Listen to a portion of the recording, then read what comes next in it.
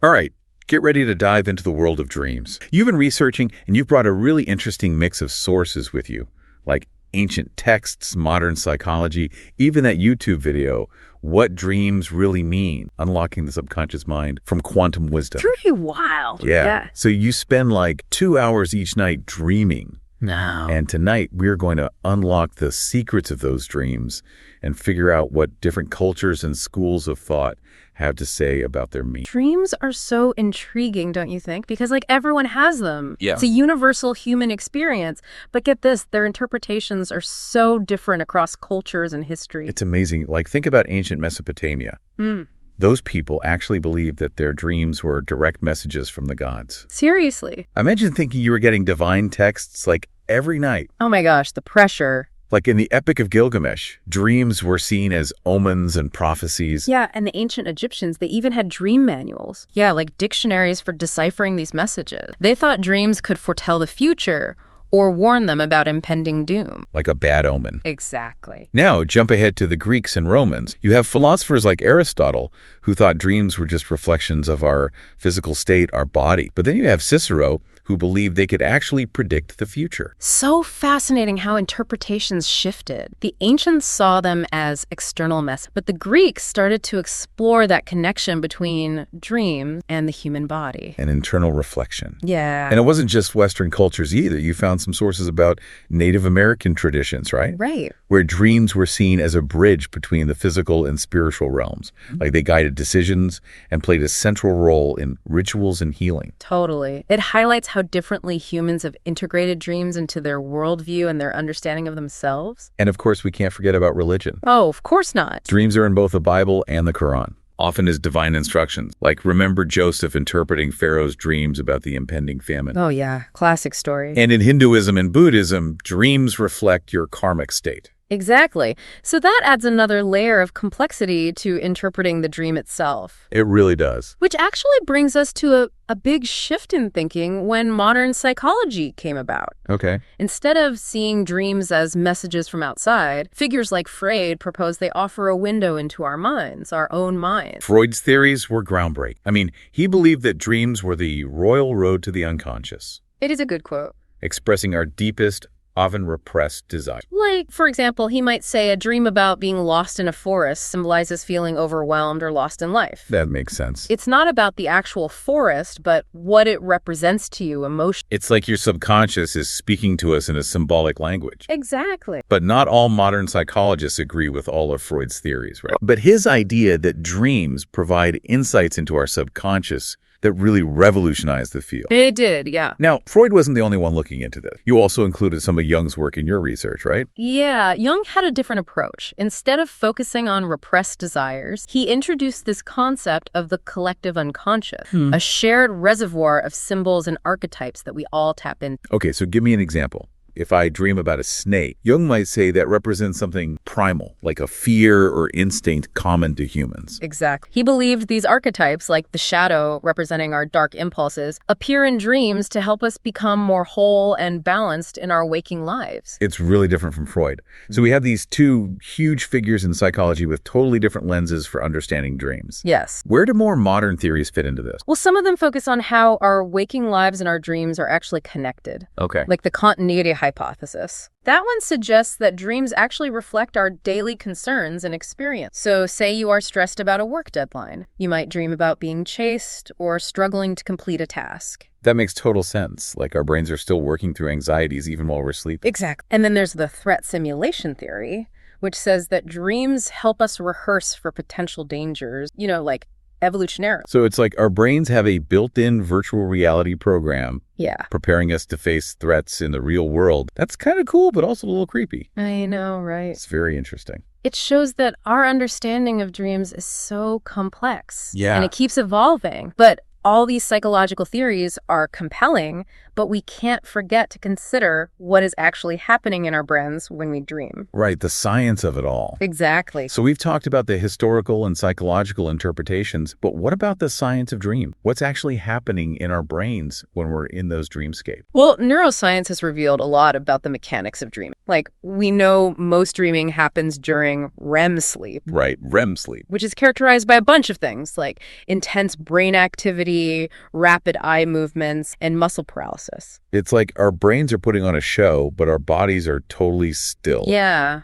I remember reading that during REM sleep, the prefrontal cortex, the part responsible for logic and reasoning, is less active. Exactly. Which is why dreams can feel so illogical and bizarre. Right. Like the rules of reality just don't apply. But then the amygdala, which processes emotion, is super active during REM sleep. Right. So dreams may not make sense, but they feel incredibly real and emotionally intense. It's a fascinating paradox, This thing between heightened emotions and less logic, it creates that unique, surreal experience. It really does. But why do we dream at all? Is it just random or does it serve a purpose? That's the big question. Well, one theory you mentioned is that dreams help with memory consolidation, like our brains replaying events and emotions from the day, making sense of them as we sleep. That could be it. And another interesting theory involves the default mode network, or DMN. Oh yeah, the DMN.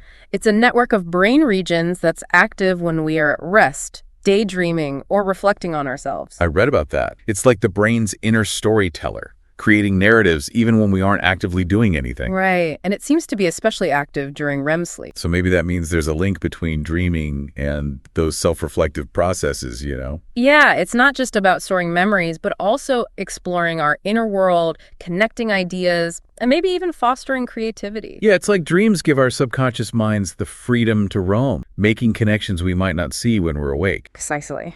As we talk about the science, I keep thinking back to the spiritual interpretations. Oh, yeah. Like some cultures see dreams as a portal to another realm. Right. A way to connect with the spiritual side of things. Like with the Aboriginals and their dream time.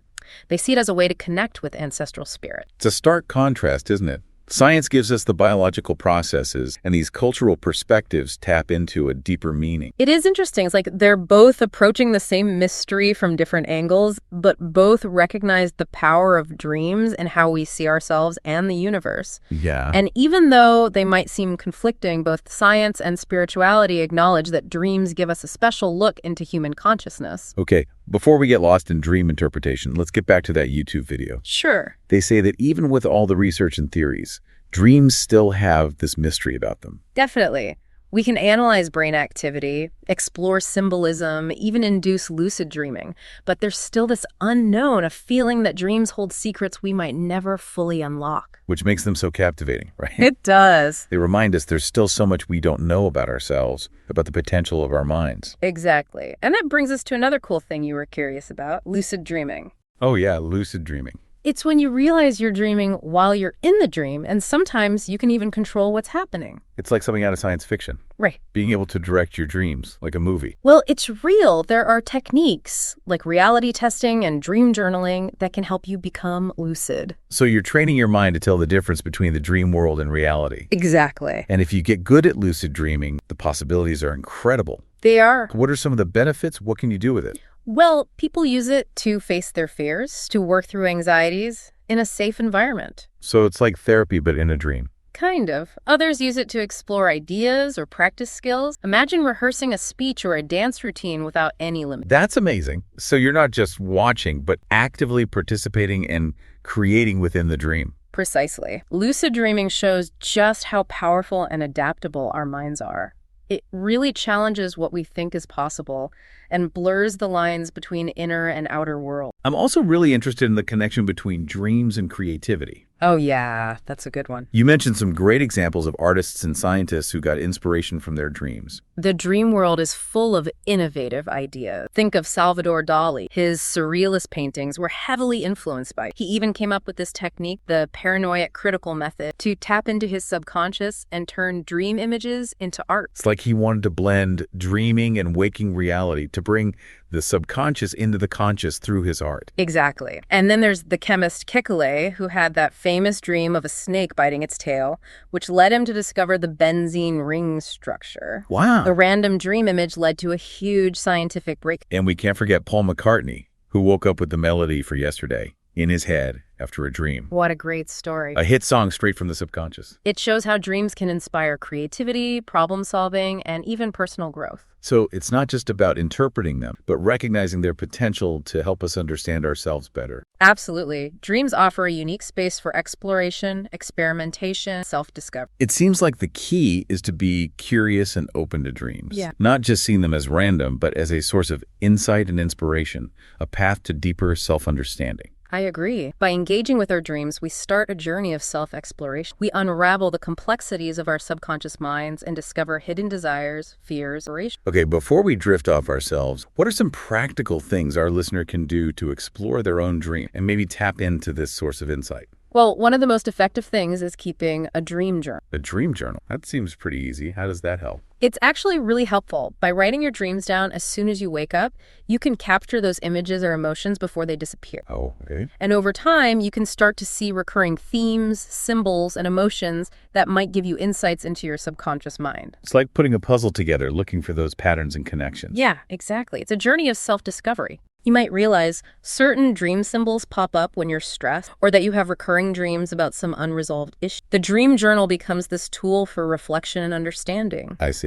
Yeah. What if someone wants to go even deeper? What other things can they try? Well, we talked about lucid dreaming, and there are techniques to make that happen. Right. It does take practice and patience, but imagine being able to consciously control and shape your dreams. It does sound like a whole other world of possibilities. It is, yeah. Wow. But even if you don't go into lucid dreaming, you can still be more mindful about your paying attention, reflecting on the symbolism, and exploring different interpretations can really enrich your understanding of yourself and the world. You know, as we're talking, I keep thinking back to those different cultural views on dreams. Oh, yeah. It's fascinating how some cultures believe dreams are a way to connect with the spiritual side of things. Right, like a portal. Yeah, like a portal. Another realm, yeah. What might seem like a random jumble of images to one person could have deep spiritual meaning to another. Absolutely. It shows how dream interpretation is so personal. Yeah. There isn't a one-size-fits-all approach. It's about finding what resonates with you, exploring different perspectives, and trusting your gut. That makes sense. Yeah. So the key takeaway here is that dreams offer this unique window into the human mind. We do. They can be a source of insight, inspiration, and even a path to personal growth. I agree. It's been a wild ride exploring the world of dreams. It has. From ancient interpretations to modern neuroscience, we've covered a lot. We have, from dream symbolism to psychological theories, REM sleep, and even lucid dream. And throughout it all, what really stands out is how dreams capture our imagination and spark this sense of wonder. Definitely. So as we wrap up, what final thought would you leave our listeners with as they drift off to sleep tonight? I'd say, don't dismiss your dream. Embrace the mystery. Pay attention to the images, the feelings, the stories that come up. Keep a dream journal. Think about the symbolism. And most importantly, be open to being surprised by what your dreams reveal. That's beautiful. Dreams are a gift, a reminder that our minds are so much more powerful than we realize. They are. So as you close your eyes tonight and drift off to sleep, remember you're not just entering a state of rest, but embarking on a journey into the boundless landscape of your subconscious. I like that. Sweet dreams, everyone, and we'll catch you on our next deep dive.